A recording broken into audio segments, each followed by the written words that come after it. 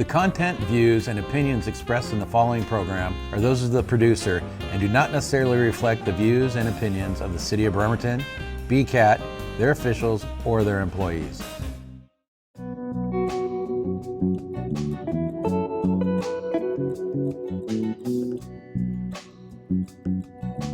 Welcome to Conversation with the Community Leader, brought to you by the Leadership Kitsap Foundation. I'm your host and Leadership Kitsap alum, Dave Walters.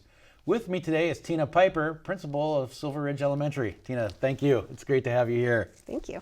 Silver Ridge was opened back in 1990 with the mission statement to inspire and engage excellence.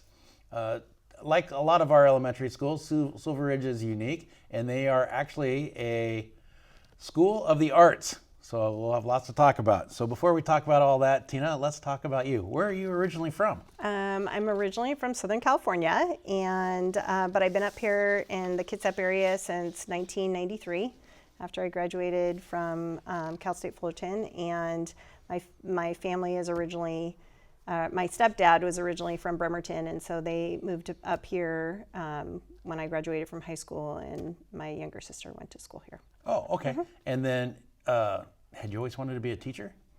I did. I thought about it when I was a teenager, but I was very, very focused on becoming an attorney when I was in my late teens, and went that route first. And you're from a family of attorneys. I am correct? Not from a family of attorneys. No, my dad was an entrepreneur, and my mom took care of us, but also worked at my dad's business. And no, I don't know where that came from.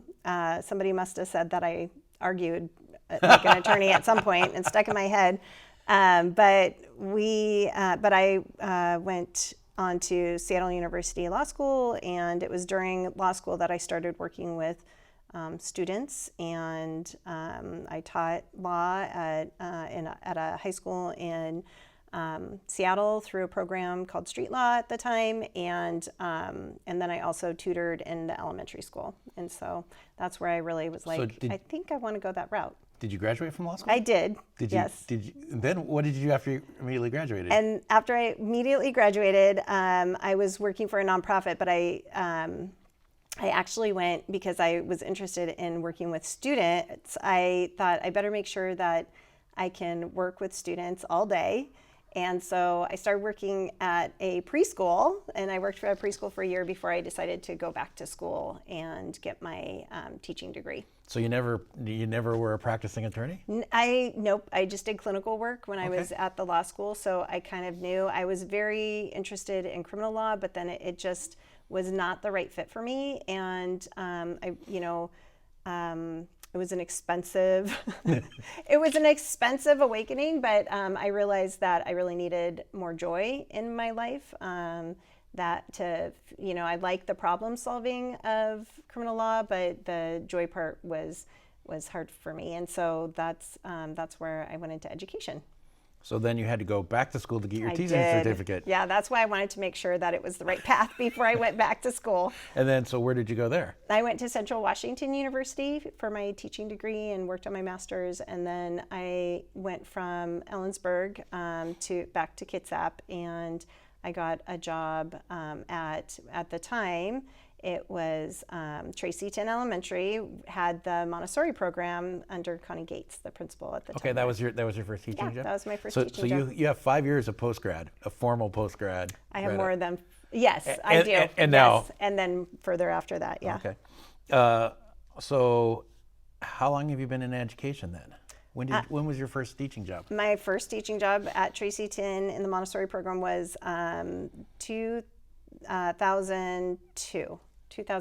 Okay. I started that year. So you have 23 years of teaching. I have 23 years as an educator, yeah. And then, so grade school. Did you want to do grade school, or was that just a job that was open? Or no, I knew I wanted to do elementary school. I actually, in that stretch of the criminal justice and going back for my law degree, I also worked in the juvenile system in Washington State. I was up, it's closed now, but at Mission Creek Youth Camp for a year. And between my undergrad in law school, and I really liked helping kids there, but I also felt like if I really wanted to make a difference in students' lives or in children's lives, it needed to be at a younger age to start them on that path, because once they're in the system, it's really difficult. Okay. Yeah. So, for them to break those cycles. So you were in the Montessori program and teaching grade school. What made you, or elementary school, what made you want to become a principal? Because you've been a principal now for 3 years, is that what you said? Yeah, this is my 3rd year. What made you want to make that change? Because that's a completely different job. It is a different job. Well, one thing is there is still student contact and you still have a positive effect. And really it was about having a greater positive effect than just in a single classroom. And, being a teacher for 20 years, I had taken on a lot of leadership roles over the years, and had been part of the teacher association as a building rep, a regional rep, had been vice president of the association for I believe 6 years, and it was during and people had said you should become a principal, and I thought, well, maybe someday. And then during the shutdown of the pandemic, there was space to go back to school and get my credential, and so I was able to do that. Oh, you had to go back to school for specific principal credentials. Yeah. Wow. So it sounds like it's kind of a natural progression for you. Maybe not because you didn't want to be a principal when you started. You wanted to be in the classroom. Yeah. Okay, let's jump to Silver Ridge. So how many students are at Silver Ridge? We have about 430 students. Okay, and that's typical size for an elementary school in Western Washington? Yeah. And then how many teachers then? We have a little under 30 certificated staff, and about 21 classrooms right now. And so certificated staff would also be our PE and music teacher, our reading specialist, our student sports specialist, our resource room teacher, people like that. And then we have about 40 classified staff. So our paraeducators, our clerks, our custodial. You have a lot of people there. We have a lot of people. Yeah. So tell me about SOAR. Oh yes. That just sounds School of super Arts on the interesting. Ridge. Yeah, I'd never heard that until I was researching for this. So back before the pandemic, and before I was at Silver Ridge, Ridgetop and Silver Ridge Elementary wanted to combine and have a shared amphitheater and become performing arts schools, or arts integration schools. And the amphitheater didn't actually work out.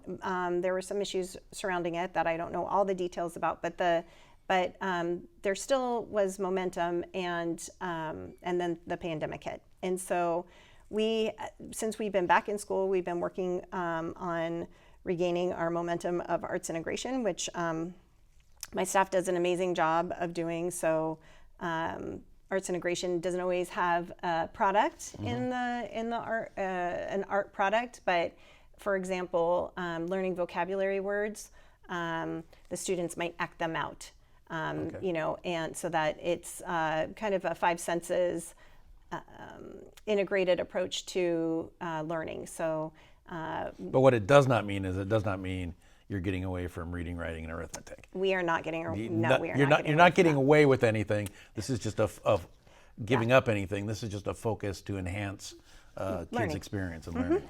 Yep. And then also they have the team program. Yes. So what is the team program? It's what does team stand for? Everyone together achieves everyone more. achieves more. So what is the team program?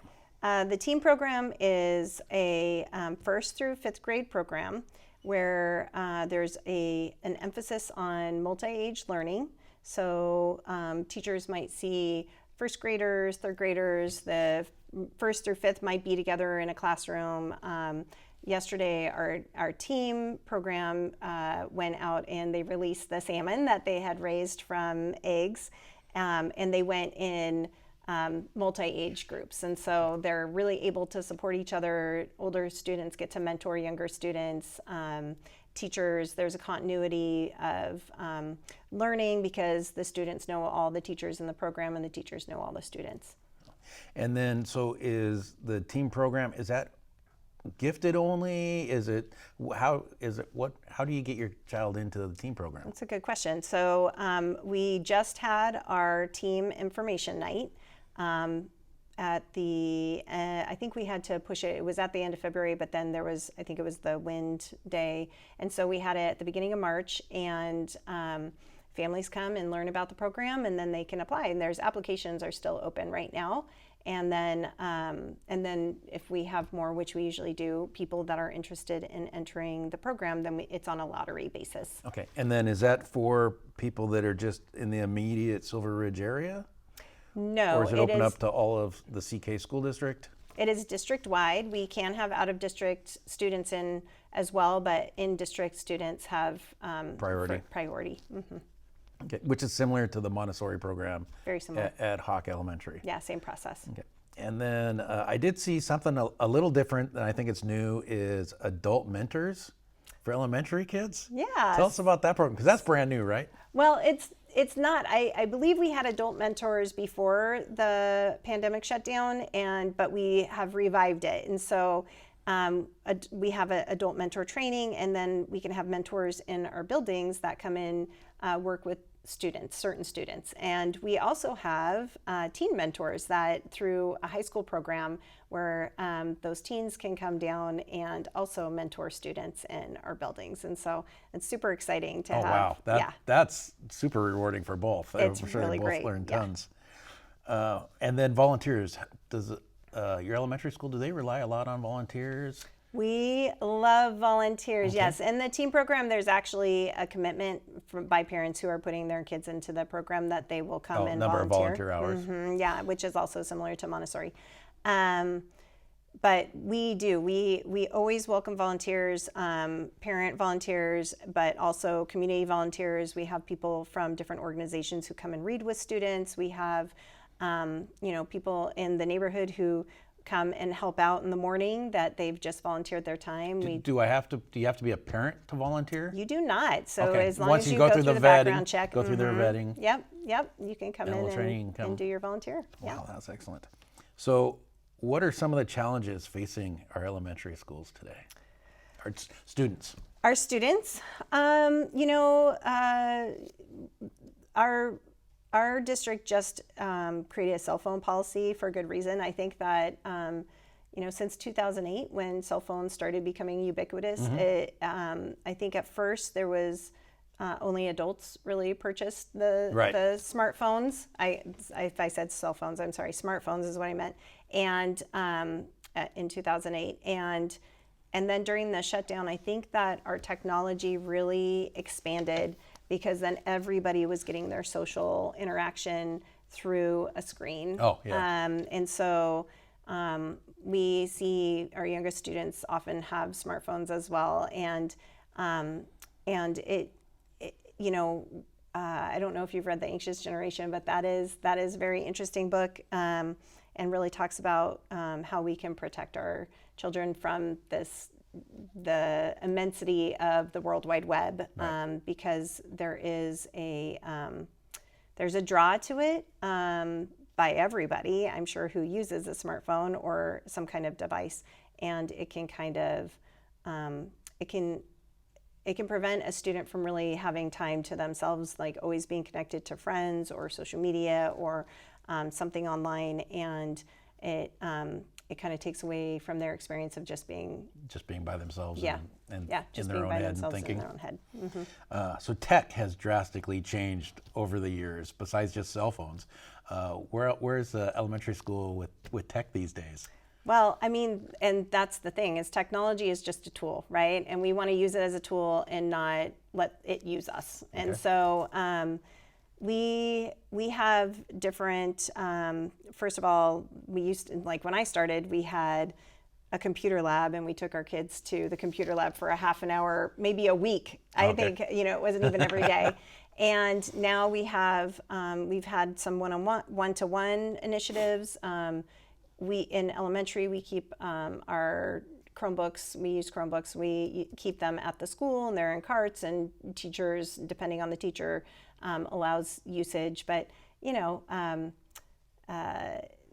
that's one way to really bring things to students. A lot of our curriculum is online.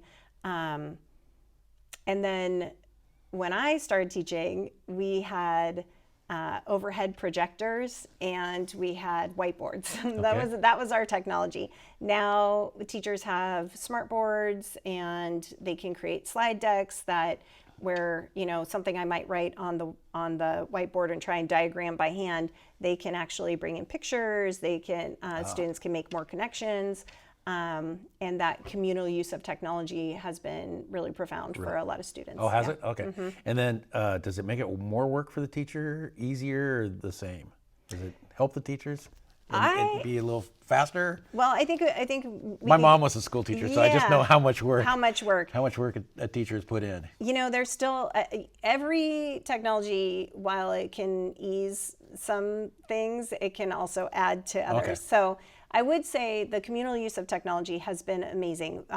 You know, especially before the pandemic, some people were using Google Suites and you know, the Microsoft Word 360, like the online word processing and slide decks and things. Now everybody does. That's just commonplace, and so that can make collaboration easier with each other for teachers and staff, and then also you can create this amazing slide deck that represents something, and now you have it forever. You have it forever. You don't have to go draw your diagram every day. Yeah. Okay. And so there are some efficiencies down the road, maybe. Yeah, there are definitely efficiencies. And then so you mentioned COVID. So, you know, we could debate for days the negative impact on how big it really was on students, but there was a negative impact on students, despite the Herculean efforts that the teachers made, especially state of Washington teachers just leaned in hard. Has the student population in the elementary, have we recovered from COVID? The children academically, because it's right, we're now 2025, we're a couple years past. Have we recovered from it? Are you still seeing signs of it? What's your perspective on that? You know, I think we're probably still in recovery somewhat. I think that we are definitely on the mend. We have, I think that the nationwide, we've seen greater absenteeism since the shutdown. I think that it kind of broke us in the thinking of like school's a must, right? And you have to be in school, and I think we're working back towards that. Okay. And that's an interesting. The absenteeism probably is a hard thing, because when kids miss school, they miss their learning, right? So. How was the experience for new teachers different than when you first started? Oh, that's a great question. I would say a whopping 23 years ago. Well, what if we say, you know, the things that are similar today are, you know, while technology might be different, I think that some things that are the same is that it's a very layered, complex profession, and that it takes, you know, I think that the statistics are still somewhat the same, and that the first 5 years are incredibly difficult, and we lose a lot of teachers in those first 5 years. And so, you know, mentorship, there's been different forms of mentorship since I started to now. We still are trying to mentor our teachers and make sure that they feel supported and know how to move forward. And but it's such a layered job that it takes years for some automaticity to kick in, and that you don't have to think about so many things all at once. And that's independent of grade school, junior high or high school, where you are in the education. Absolutely. And then, so what advice do you give to a high school student or to a college student that's going to be a teacher? I would say get into the schools. So if you want to teach elementary school or be in an elementary school, go volunteer. Go be in an elementary school and see what it's like. Start building some of that automatically right now. And that will help with the 5-year retention. Yes. Okay. Yeah. And make your classroom more enjoyable. Absolutely. And then, so we have a family friend who's about to graduate and be a school teacher, and she's doing her student teaching right now. She's finding it very rewarding, but great. A lot of hard work. Yeah. Yes. And she's super excited about that. So kind of talk a little bit about leadership. Did you have a mentor when you first started? either formal or informal? Yes, I've had mentors all the way through. So probably my biggest mentor when I first started teaching was Kathy Beckstrom. Yeah, she was my. Love I that know. woman. Love that I know. woman. She is an amazing person. She has passed on, but she was a great mentor and friend for many years, and we used to bounce ideas off of each other all the time. Very excited about helping students, figuring out ways to help them learn, and so we were a good team. And then. As a principal, Chris Visserman was my mentor principal, sorry. And he still, I call him up and bounce ideas off him. But I will say that's true of all of the elementary principals in CK, that they've, and of each other, that we can call each other and bounce ideas off of each other. It's a very welcoming, kind group. One of the common themes I've seen in doing this show for almost 2 years now is all the effective leaders have peer-to-peer relationships. Even if it's their competitors, still peer-to-peer relationships to mentor each other and to work through things. So for full disclosure, I just have to tell people, Tina Piper and Kathy Beckstrom were all three of my kids' teachers. And I think you had my middle son for 5 or 6 years as you moved and he went through school. Yep. So for full disclosure, we got a lot of history here. Just want to throw that out there. So besides levies, how can the community support elementary students? Yeah, I would say if you would like to support elementary students, then coming in and volunteering is great. Volunteer in any capacity. You could also donate to. There's all kinds of ways that you could donate. We have different drives at different times. We are always looking for donations for students who might need material items. Partnering, if you're a part of an organization, partnering with an elementary school. We have a lot on our plate, and I do reach out to organizations. But when an organization reaches out to me, I am all in. That's great. I appreciate that a lot. So those are some easy ways. Is just get to know us. Come in and be a part of what we're doing. Just jump in and get on. All right. Well, I'd like to thank you for coming on the show and the amazing things you and your staff have really done for our kids, our community, and our kids here in Kitsap County. So it was my pleasure to have this conversation with you. Please visit silverridge.ckschools.org and, of course, leadershipkitsap.org for more information about all of this. Thank you for joining me, and I look forward to our next conversation with a community leader.